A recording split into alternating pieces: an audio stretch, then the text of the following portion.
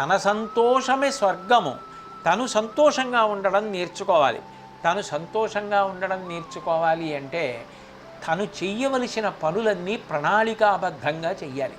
నేను ఇవాళ ఇంత చదువుకోవాలి, ఇంత సమయం కావాలి, కాబట్టి ఇన్ని గంటలకి నిద్ర లేవాలి, ఇంతసేపు చదువుకోవాలి, పరీక్ష ఇట్లా రాయాలి, అన్నీ ప్రణాళికాబద్ధంగా చేసుకుంటూ వెళ్ళినటువంటి వాడు దుఃఖపడవలసిన అవసరం ఉండదు. తన శక్తి కొలది తాను ఏది చెయ్యాలో అది చేస్తాడు. ఎప్పుడైనా నిరాశ చెందవలసిన పరిస్థితి ఏర్పడిందనుకోండి, అప్పుడు కూడా బెంగ పెట్టుకోకూడదు. ఎందుకనంటే సమాజంలో పెద్దలున్నారు, ఉపాధ్యాయులున్నారు, తల్లిదండ్రులున్నారు, బంధువులున్నారు, స్నేహితులున్నారు, వాళ్ళందరూ ఆదుకోవడానికే ఉన్నారు. ఎందుకు నిరాశపడాలి?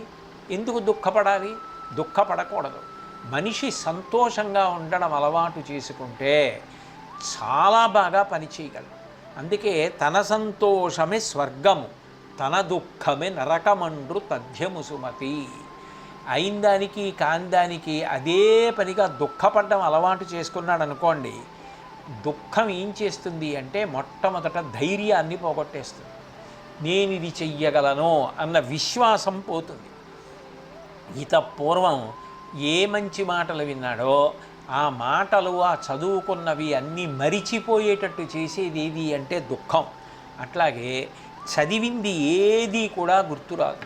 నిజానికి దుఃఖము వలన సర్వాన్ని కోల్పోతాడు. దుఃఖం కలిగినప్పుడు ఎంత తొందరగా వీలైతే అంత తొందరగా ఆ దుఃఖాన్ని నుంచి బయటికి రావడానికి ప్రయత్నం చెయ్యాలి. మనకి అనేక కథలు ఎందుకు వచ్చాయంటే మనమే కాదు, కష్టపడ్డ వాళ్ళు ఎందరో ఉన్నారు.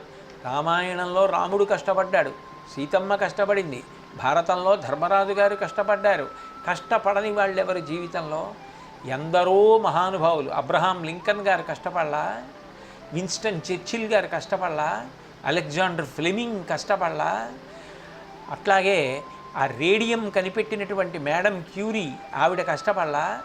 కష్టపడిన వాళ్ళందరూ పైకొచ్చారు. వాళ్ళందరికీ కష్టాలు వచ్చాయి. కష్టాలు వచ్చాయని వాళ్ళు దుఃఖపడి ఆగిపోలేదే, వాళ్ళందరూ వృద్ధిలోకి వచ్చారే అని తెలుసుకొని ఎంత తొందరగా వీలైతే అంత తొందరగా దుఃఖంలోంచి బయటికి రావాలి. అట్లా వస్తే మనిషి విజయాన్ని సాధించగలడు. కాబట్టి తన దుఃఖం తనకి నరకం. ఆ దుఃఖాన్ని సాధ్యమైనంత తొందరగా విడిచిపెట్టే ప్రయత్నం చెయ్యాలి. అన్నిటికీ దుఃఖపడకుండా సంతోషంగా ఉండడం అలవాటు చేసుకోవాలి.